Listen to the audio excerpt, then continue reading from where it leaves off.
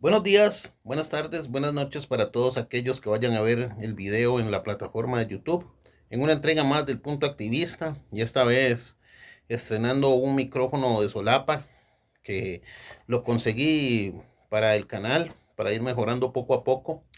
Y el caso es el que, bueno, voy a hablar de un tema en esta entrega en que, bueno, ya lo había tocado en el canal de Matías Coli.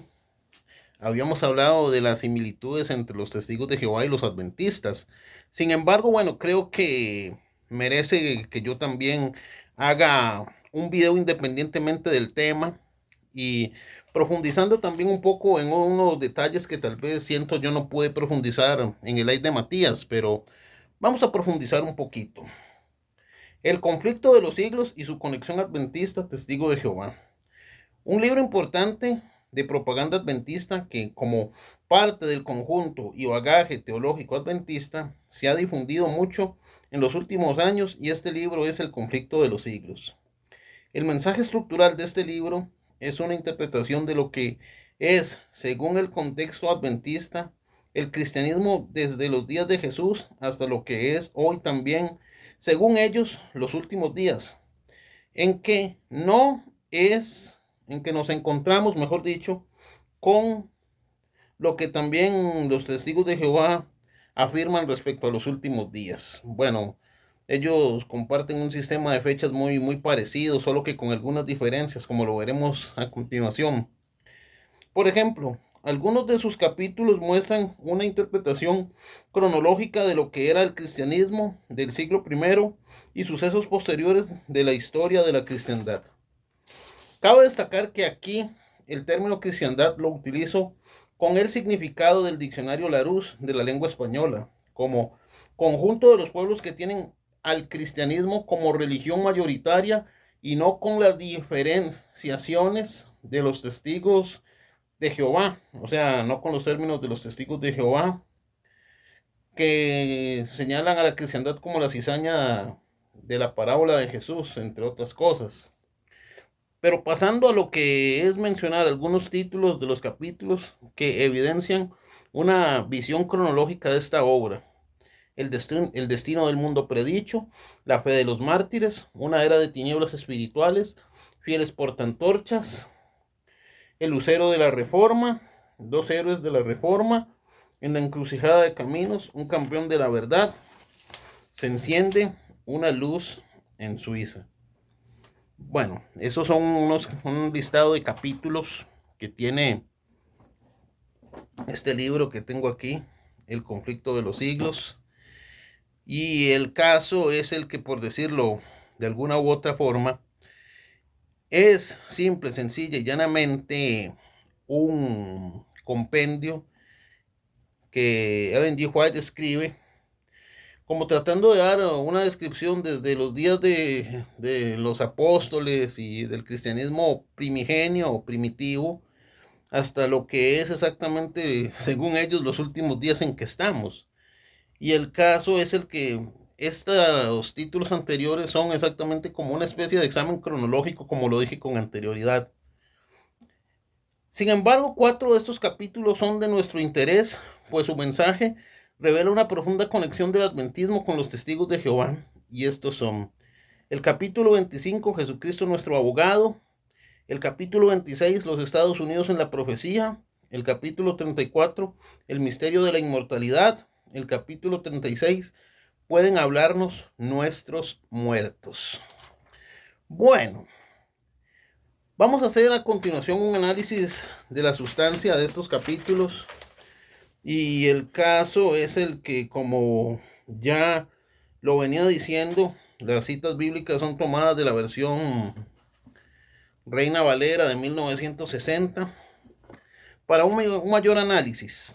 Y vamos a comenzar. Análisis de la esencia del capítulo 25, Jesucristo nuestro abogado. En él se da una interpretación de los textos de Daniel 8:14 como texto principal.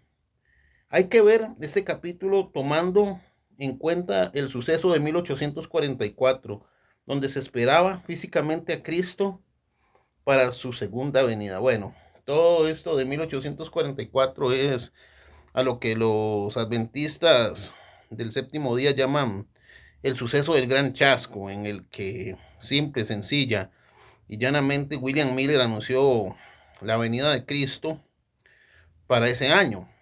Y el caso es que, bueno, sabemos que no sucedió nada y se desalentaron, tuvieron gran chasco, entre otras cosas. Pero también, por decirlo de alguna u otra forma,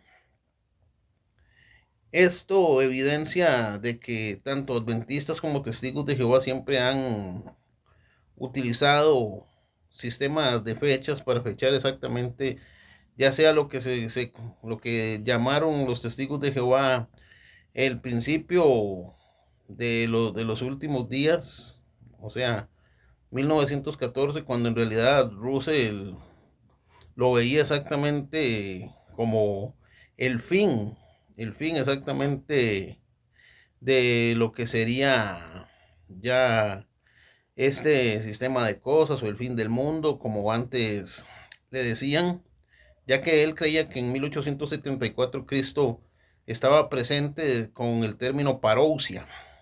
Pero en cuanto a los adventistas, tomando en cuenta el texto de Daniel 8:14, y dice, y él dijo hasta 2300 tardes y mañanas, luego el santuario será purificado. Sí, ok.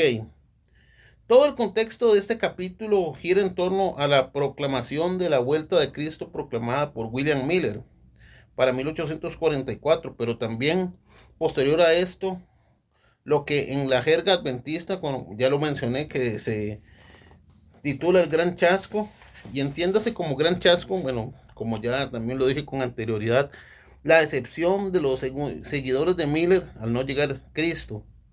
Y bueno, vamos a leer algunos cuantos párrafos de este libro por el hecho de que tiene un análisis muy profundo del tema, porque no quiero dejar cabos sueltos en este sentido. Tanto la profecía de Daniel 8:14 hasta 2300 tardes y mañanas, luego el santuario será purificado, como el mensaje del primer ángel, temed a Dios y dadle gloria, porque la hora de su juicio ha llegado, señalaban al ministerio de Cristo en el lugar santísimo, al juicio investigador y no a la venida de Cristo, para la redención de su pueblo y la destrucción de los impíos. El error no estaba en el cómputo de los periodos proféticos, sino en el acontecimiento que se debía verificar al fin de los 2300 días. Debido a este error, los creyentes habían sufrido un desengaño. Sin embargo, se había realizado todo lo predicho por la profecía y todo lo que alguna garantía bíblica permitía esperar. En el momento mismo en que lamentaban que sus esperanzas no se habían cumplido, se había realizado el acontecimiento que estaba predicho por el mensaje y que debía cumplirse antes de que el Señor pudiese aparecer para compensar a sus siervos. Bueno, en otras palabras, los testigos de Jehová, por la misma influencia adventista de principalmente de Nelson H. Barbour, Russell tomó el término parousia, que significa presencia, y no adviento, del latín, que significa venida. Y bueno, 1874, en la teología inicial de los estudiantes de la Biblia, señalaban exactamente el año en que Cristo ya estaba presente y que 40 años después, en 1914, año en que estalló la Primera Guerra Mundial, el caso es el que se dijo que ya sería el fin de estos últimos días y que Dios traería juicio a la humanidad, pero como los testigos, o mejor dicho, los estudiantes y Russell se equivocaron y no sucedió absolutamente nada, entonces de ser exactamente el fin, 1914 pasó a ser lo que fue el principio de los últimos días. Y asimismo los adventistas también hasta este punto hacen una corrección de su teología con respecto a estas fechas por el hecho de que tanto adventistas como testigos de Jehová se equivocaron.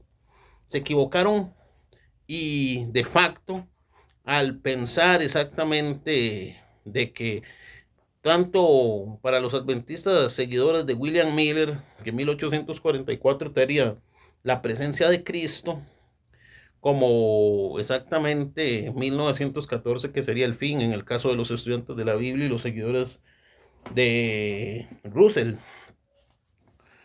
Y el caso es el que esto también nos muestra de que este análisis entra también en el capítulo 14 de Apocalipsis o Revelación, en donde se habla de los 144,000 que están delante del Cordero y que en ese tiempo estarían cantando una canción nueva, tanto para los adventistas.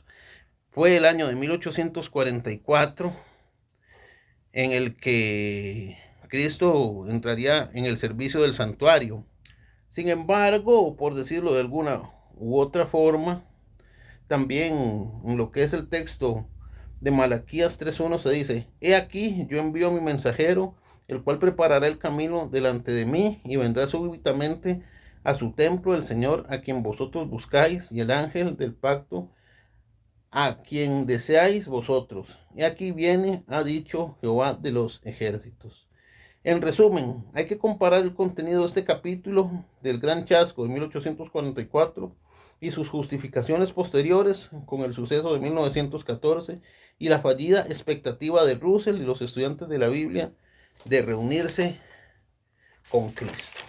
En otras palabras, tanto adventistas como testigos de Jehová han sufrido exactamente errores de facto con lo que son las fechas, las cuales han programado para lo que es exactamente el fin de los últimos días y la venida del Armagedón, como también en el caso de los adventistas seguidores de Miller con la segunda venida de Cristo, el Adviento. Sin embargo, hay que analizar otro capítulo en donde hay mucha semejanza entre los adventistas y los testigos de Jehová, y es el capítulo 26, los Estados Unidos en la profecía. Y dice así: en contexto, para entender este capítulo, después de que el capítulo anterior se mencionara, el capítulo 14 de Apocalipsis o Revelación, este capítulo hace hincapié en los versículos 9 y 10 del anterior.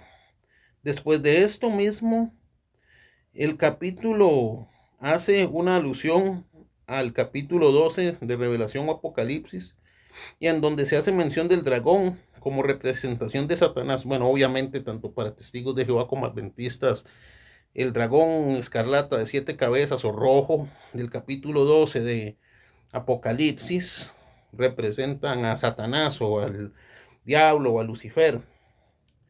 Sin embargo, por decirlo de alguna u otra forma, así también el niño que intenta devorar Satanás es Cristo y no el reino, como se dice en el libro de Apocalipsis acerca de su magnífica culminación. O sea, que para los adventistas el niño que intenta devorar Satanás en el capítulo 12 no es el reino que nació en 1914, no, es Jesucristo recién nacido de la Virgen María, como también la Virgen María, la mujer vestida de sol con la luna a sus pies, es exactamente María y no la congregación, no la Sion celestial, puesto de que ahí sí difiere un poco la profecía tanto entre adventistas como testigos de Jehová.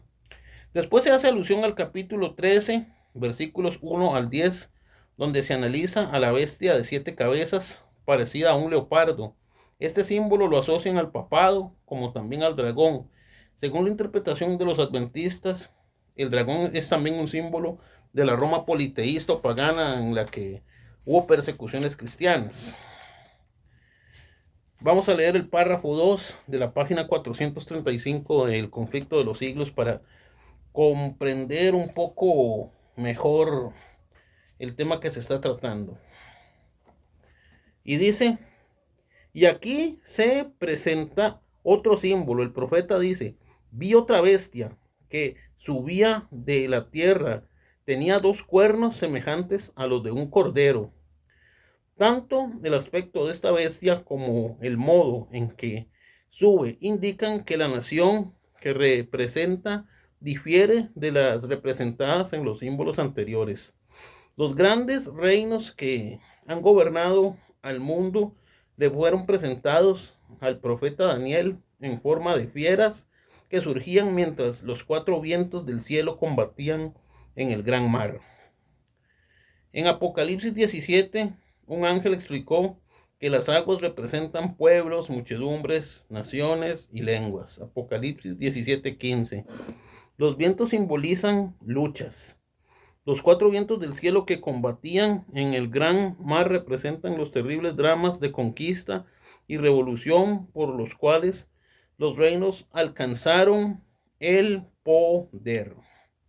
Bueno, en otras palabras, a la bestia de 2 cuernos de cordero y con boca de dragón, es aquí en donde la asocian con lo que es los Estados Unidos de Norteamérica. Bueno, ya que según los adventistas, la interpretación es a partir del año de 1798 y esta es la nación del Nuevo Mundo cuyo poder estuviera entonces desarrollándose de ese modo que se anunciara como la nación fuerte y grande. La aplicación del símbolo, bueno, según los adventistas no admitía duda, pero vemos aquí el paralelismo tanto en testigos de Jehová como adventistas en que a esta bestia de 2 cuernos de cordero la identifican exactamente con los Estados Unidos de Norteamérica. Y así el paralelismo entre interpretación tanto testigo de Jehová como adventista está muy patente. Y bueno, los Estados Unidos de Norteamérica son identificados como la bestia con 2 cuernos de cordero. El caso es el que sí, los adventistas a esta bestia con 2 cuernos de cordero, tanto testigos de Jehová como adventistas la identifican con los Estados Unidos. Ya bueno, vamos a ir concluyendo. Vamos a hacer un análisis de lo que es los capítulos 34 y 35, el misterio de la inmortalidad y pueden hablarnos nuestros muertos. Vamos a leer el párrafo 1 de la página 521. Ok, y dice así, el misterio de la inmortalidad. Desde los tiempos más remotos de la historia de la humanidad, Satanás se esforzó por engañar a nuestra raza. Él que había promovido la rebelión en el cielo, deseaba inducir a los habitantes de la tierra que se uniesen con él en su lucha contra el gobierno de Dios. Adán y Eva habían sido perfectamente felices mientras obedecieron a la ley de Dios y esto constituye un testimonio permanente contra el acerto que Satanás había hecho en el cielo de que la ley de Dios era un instrumento de opresión y contraria al bien de sus criaturas. Además, la envidia de Satanás se despertó al ver la hermosísima morada preparada para la inocente pareja. Resolvió provocar su caída para que una vez separada de Dios y arrastrada bajo su proceder, pudiese apoderarse de la tierra y establecer allí su reino en oposición al Altísimo. Bueno, en otras palabras, lo que se nos viene diciendo aquí en el contexto del capítulo se menciona a Satanás aludiendo a que si se hubiera presentado en su forma original, bueno, también esto en el momento en que se le presenta a Eva manipulando la serpiente y induciéndola, según estos textos, puesto de que yo con respecto a Adán y Eva, y eso más adelante lo vamos a ver en un video, no voy a profundizar mucho, pero para mí Adán y Eva son metafóricos, son figuras simbólicas. Cualquier estudiante de antropología puede decir exactamente que naciones, tribus, lenguas y pueblos no pueden venir de apenas dos parejas. Bueno, y en ese caso pues tendría que dar crédito a otras informaciones extrabíblicas, pero como lo dice, después se alude a que Adán y Eva habían sido prevenidos contra Satanás, después se alude a que Satanás hizo uso de la serpiente para engañar a Eva. Después se pasa a mencionar de que el único que prometió la vida en la desobediencia fue el gran seductor. Bueno, aquí ya comenzamos a poner en evidencia que tanto testigos de Jehová como adventistas rechazan la inmortalidad del alma. Y obviamente esto lo tomaron los testigos de Jehová de los adventistas. Esto no es ninguna verdad revelada a su debido tiempo. Russell estuvo mucho con los segundos adventistas, estuvo asociado a Nelson H. Barbour, tuvo contacto con el predicador adventista Jonas Wendell, y asimismo el caso es el que Russell tiene, por lo menos la teología de los testigos de Jehová tiene un 75% de adventismo. No es nada personal, solo que modificado en ciertos aspectos, puesto que los testigos no son trinitarios, pero si observaran el sábado y creyeran en la Trinidad, no serían más que adventistas reciclados. Vamos a ver lo que dicen los textos de Ezequiel 18, 4 y 20.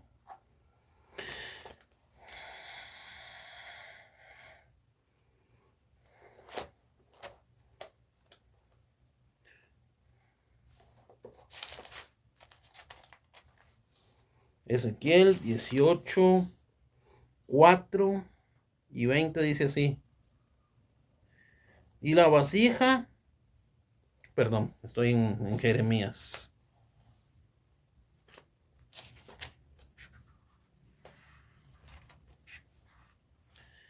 Ajá.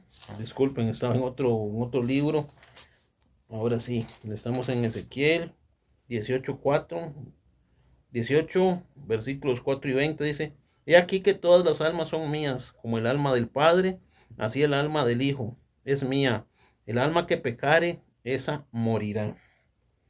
Y el 20 dice: el alma que pecare, esa morirá. El Hijo no llevará el pecado del Padre, ni el Padre llevará el pecado del Hijo. Bueno, no voy a entrar en estos detalles finales, pero queda patente de que tanto adventistas como testigos de Jehová rechazan la inmortalidad del alma. Bueno, y los testigos de Jehová lo hacen por herencia adventista, por herencia sincrética, que Russell llevó a cabo este sincretismo, entre otras cosas, con la simbología ocultista que él empleó en sus publicaciones.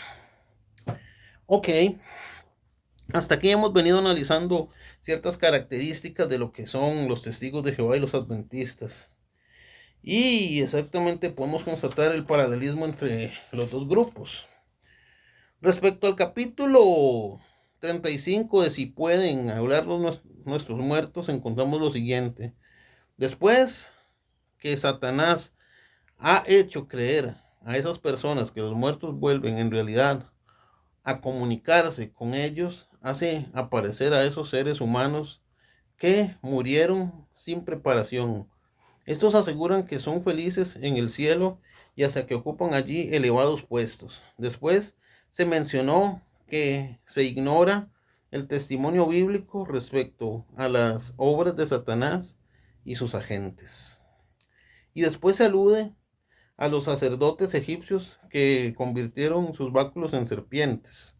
Bueno, obviamente siempre desprestigiando lo que es el uso ritualístico en otros planteamientos espirituales, así exactamente, por decirlo de alguna u otra forma, siempre desprestigiando a otras religiones o denominaciones que aceptan la inmortalidad del alma o que piensan en la comunicación con los muertos. Bueno, yo exactamente no soy judeocristiano, para nada. Yo hace tiempo que me salí de esa cuadratura, y con respecto a que los testigos de Jehová y los adventistas rechacen esto, bueno, simplemente los veo como un intento puritano o un poco ñoño de querer ser diferentes.